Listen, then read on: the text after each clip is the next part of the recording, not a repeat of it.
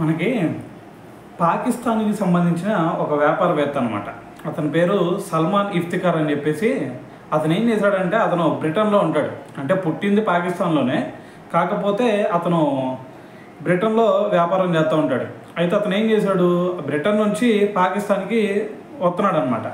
వస్తుంటే ఆ ఫ్లైట్లో మరి అక్కడ అందరూ కూడా ఉంటారు కదా, ఫ్లైట్లో చాలామంది ఉంటారు కదా. సో వాళ్ళందరినీ బెదిరించాడు. ఏమని, మీ అందరిని కూడా గ్యాంగ్ రేప్ చేస్తాను అనే విధంగా కొంచెం బెదిరించాడు అనమాట. బెదిరించిన తర్వాత మరి బ్రిటన్ గవర్నమెంట్ ఏం చేసింది, లాహోర్లో దిగంగానే తనని అరెస్ట్ చేయాలని చెప్పేసి కోరింది.